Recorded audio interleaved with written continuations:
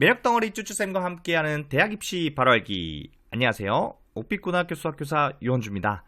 네, 지금부터 여러분들과 함께 대학 입시에 대해서 한번 알아볼까 하는데요. 오늘은 첫 시간으로 학생부 교과 전형에 대해서 한번 알아보도록 하겠습니다.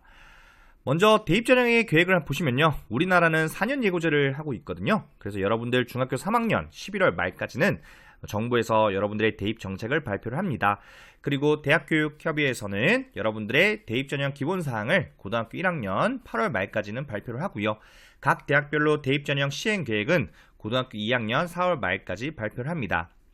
그리고 각 대학별로 수시 모집 요강은 고등학교 3학년 4월 말까지는 발표를 하고 있습니다. 대입 전형을 한번 보시면요. 크게 학생부 교과 전형, 종합 전형 이 두 가지를 합쳐서 학생부 전형이라고 부르고요. 그리고 논술, 실기, 수능 위주 전형이 있습니다. 수능 위주 전형은 정시 모집이라고 생각하면 될 것 같아요. 학생부 교과 전형은 내신 성적, 즉 등급으로 선발을 하고요. 일부는 면접 또는 수능 최저를 적용합니다. 학생부 종합 전형은 서류로 평가를 하고요. 역시 면접 또는 수능 최저 적용을 합니다. 논술 위주는 논술 성적과 그리고 수능 최저를 적용하는 학교가 있고요. 실기 전형은 체육 특기자 또는 소프트웨어 특기자 이렇게 특별한 능력이 있는 학생을 대상으로 선발을 하는 전형입니다. 네, 아까 이야기했죠. 수능 위주는 수능 성적으로 선발을 하는데 정시 모집이라고 생각하시면 될 것 같고요. 최근에는 내신 성적을 반영하는 그런 전형도 새로 생기고 있다라는 거 알아두시면 될 것 같아요. 자, 대입 모집 시기를 보시면요. 수시 모집, 정시 모집, 추가 모집이 있는데요. 9월에는 수시 모집을 합니다. 수시 모집에는 학생부 교과, 종합, 논술, 실기 그리고 각 대학 6개 대학을 쓸 수가 있거든요. 그리고 정시 모집은 수능 이후에 수능 성적으로 12월 말쯤에 합니다. 정시 모집에도 학생부 교과 종합 전형이 있긴 있습니다. 하지만 이 영상을 시청하는 여러분들 중에서는 해당 사항이 없을 겁니다. 그래서 여러분들은 정시 모집하면 수능 위주 전형이다 라고 생각하시면 될 것 같고요. 가나다, 군별 한 개씩 그래서 총 3개를 쓸 수가 있습니다. 이제 미달난 학과가 있다고 하면 2월에 추가 모집을 하는데요. 이거는 횟수 제한 없이 마음껏 쓰실 수가 있습니다, 여러분. 학생부 교과 전형을 한번 알아볼 텐데요. 내신 등급도 좋아요. 와우, 수능 최저까지 맞췄어요. 근데 왜 불합격했을까요? 자, 그거에 대해서 한번 알아보도록 할게요. 학생부 교과 전형이라고 하면 50%, 즉 내신 성적, 교과 성적을 50% 이상 반영하는 전형이 바로 학생부 교과 전형입니다. 그래서 교과 성적 60에 비교과 40을 반영을 한다. 이것 또한 학생부 교과 전형이 된다는 거 알아두시면 될 것 같고요. 그래서 크게 보면 교과 100%를 반영하는 학교가 있고요. 그리고 교과와 비교과 중에 출결과 봉사활동만 반영하는 학교가 있을 수 있고요. 그리고 교과와 면접 교과 성적과 면접을 반영하는 학교, 또 교과 성적과 비교과 서류를 반영하는 학교가 있습니다. 그래서 되게 다양한, 학교별로 되게 다양하거든요. 그래서 이런 전형도 있다라는 거. 예시로 보시면 한양대학교 같은 경우에는 학생부 교과 100%입니다. 교과 성적 100% 전형이고요. 그리고 고려대학교 같은 경우에는 교과 80에 서류 20입니다. 그리고 수능 최저 적용해서 3합 7, 3합 7. 원래 3합 6이었는데, 문이과 통합되면서 3합 7로 조금 완화가 됐습니다. 그리고 동국대 같은 경우에는요, 학생부 교과 70, 그리고 서류, 종합 30% 반영을 하고요. 그리고 수능 최저 비적용합니다. 동국대 같은 경우에는 원래 예전에는 학생부 교과 60에 서류 평가 40이었습니다. 그래서 약간 학생부 종합 전형 같은 교과 전형이었는데요. 이제 교과 70에 서류 30 이렇게 반영을 하고 있습니다. 연세대학교 같은 경우에는요. 2025학년도 즉 지금 고등학교 2학년 학생들부터는 학폭으로 처분받은 자, 즉 학폭 가해 학생은 지원 자체가 불가하게끔 되어 있고요. 그리고 원래는 이제 교과 성적과 2단계에서는 면접을 봤었고요. 그런데 수능 최저는 없었습니다. 하지만 이제 바뀌었습니다. 이게 어떻게? 면접은 보지 않는다고 합니다. 하지만 수능 최저를 적용하겠다는 거죠. 그래서 수능 최저를 적용했다는 거는 수능을 봐야 된다는 거죠. 그렇죠? 그렇게 바뀌었습니다. 그럼 교과 전형 선발 인원을 한번 보시면요. 전체적으로 봤을 때는 45.3%입니다. 굉장히 많이 뽑죠. 하지만 수도권 대학만 놓고 보면 32.4% 정도 되고요.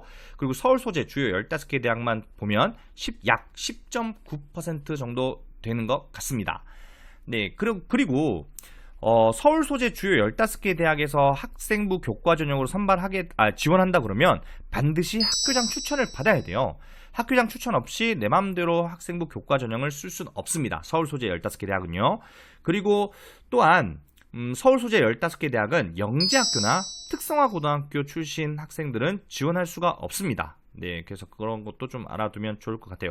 예전에 어떤 일이 있었냐면 중학교에 근무할 때 중학교 3학년 아이들이 특성화 고등학교 그 입학 설명회를 듣고 와서 특성화 고등학교가 등급 따기가 조금 좋으니까 선생님 저 그냥 특성화 가서 등급 따서 대학 갈래요 라고 하는 친구들이 있었거든요. 그래서 특성화 고등학교는 서울 주요 15개 대학에 그 학생부 교과 전형에 지원할 수 없어 라고 이렇게 알려줬더니 아이들이 그런 걸 전혀 모르는 것 같더라고요. 그래서 특성화는 쓸 수가 없다라는 걸 알아두시면 될 것 같습니다. 그러면 학생부 교과 전형에서는 그 내신 성적, 즉 내신 등급이 굉장히 중요하잖아요. 그럼 내신 등급은 어떻게 산출되느냐? 여러분들이 잘 알고 있을 거예요. 네, 100명을 기준으로, 즉 100%를 기준으로 4%까지가 1등급이죠. 네, 그리고 11%까지가 2등급, 23%까지 3등급인데요. 석차가 같을 때는 중간 석차를 적용을 합니다. 네, 그래서 본인 석차에다가 동점자 수에서 하나를 빼고 2로 나눈 그것을 더해서 중간 석차를 적용하는데요.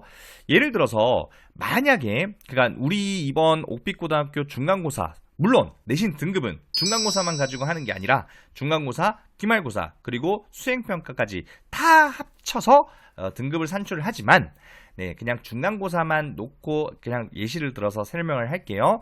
네, 우리 학교에 이번 중간고사에 100점 만점 받은 학생이 100점 만점 받은 학생이 총 25명입니다. 네, 25명이고요. 그리고 우리가 1등급을 받을 수 있는 4% 이내가 총 13명이에요. 13명. 근데 우리가 25명이잖아요. 오버됐잖아요. 그러면 어떻게 되느냐? 이때 이 중간 석차를 적용을 합니다. 본인 석차 100점 만점이니까 당연히 1등이죠? 그쵸? 근데 동점자가 25명이잖아요. 25명. 그럼 25 빼기 1은 24. 그걸 2로 나누면 12. 그러면 전체 몇 등으로 취급된다? 네, 13등으로 취급된다. 그래서 와우, 13등 이내가 바로 1등급인데 13등 딱 맞아줬죠. 그래서 만약에 이렇게 될 경우에 중간석차 적용을 하면 이 25명 전체가 1등급이 된다. 근데 사실상 이게 불가합니다. 왜 불가하냐면요. 물론 100점 만점이 다 수행이든 중간이든 기말이든 다 100점 맞은 아이가 뭐 20 몇 명이다라고 하면 중간석차를 적용하지만 사실상 그렇게 되는 경우는 조금 드물고요. 거의 없다고 보시면 되고요. 그리고 이 올백이 아닌 이상은 이 그 동점자가 발생했을 때 어떤 성적이 더 우수하느냐에 따라서 네, 순서가 그러니까 석차가 달라집니다. 네, 그래서 그런 거는 각 학교별로 학업 성적 관리 규정에 자세히 나와 있으니까요. 그걸 한번 확인하시면 될 것 같아요. 그리고 아까 이야기했죠. 네, 수능 최저. 네, 학생부 교과 전형에서는 수능 최저가 굉장히 중요합니다.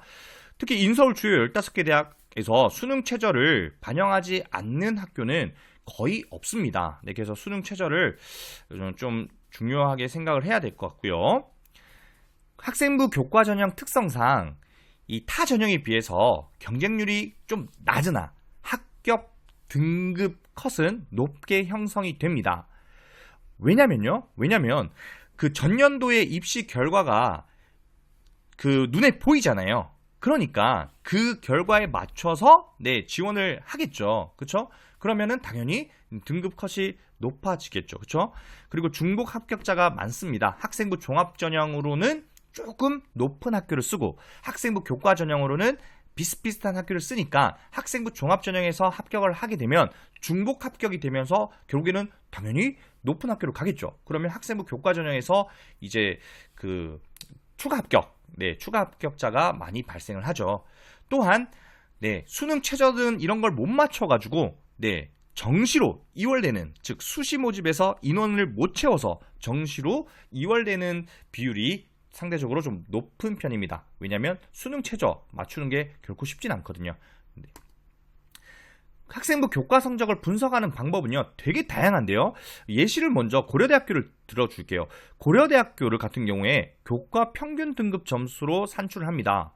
즉 무슨 말이냐, 1등급이라고 해서 100점 주고 2등급이라고 98점 주고 이렇게 하는 게 아니라 여기 보시면 이 교과 평균 등급 점수 이걸 적용을 해서 합니다.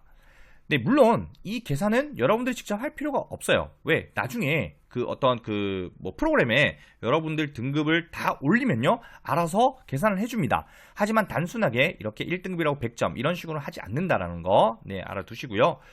연세대학교 같은 경우에는 좀 특이합니다. 연세대학교 같은 경우는 이 Z점수가 들어가요. Z점수. 이 Z점수는 뭐냐면 표준 편차 점수를, 그러니까 원점수와 평균과 표준 편차를 반영하겠다는 건데, 즉 표준 편차를 반영하겠다는 거는 이 말이라고 생각하면 될 것 같아요.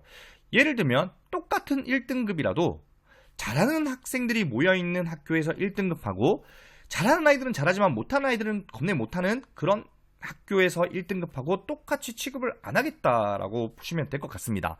그래서 이 표준 편차, 특히 연세대 같은 경우에는 이 표준 편차가 낮아야지 Z점수가 더 높겠죠. 그래서 연세대 같은 경우에는 Z점수도 반영을 한다라는 걸 조금 알아두면 좋을 것 같습니다. 그리고 반영하는 과목, 그리고 진로 선택 과목 반영하는 경우에도 굉장히 학교별로 다양합니다. 굉장히 다양해요.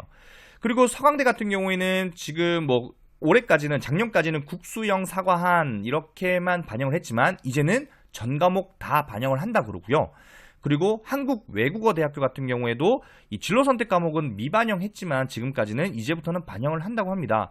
그래서 학교별로 이 어떤 과목을 반영을 하고 또 진로 선택 과목을 어떻게 평가를 하는지를 다 다릅니다. 다 달라요. 모든 학교가 다 다릅니다.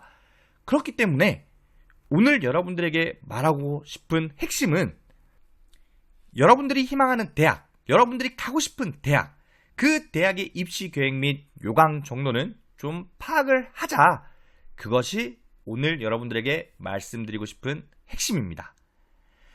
그래서 보면요, 여러분들 아까 선생님이 뭐라고 했죠? 수능 최저까지 맞추고 수능 등급까지 다 좋은데 왜 떨어졌을까? 그쵸? 똑같은 성적에 똑같이 수능 최저를 맞췄다고 하면 비교과를 얼마나 반영하는 거냐에 따라서 합격자와 불합격자가 나뉠 수 있다는 거.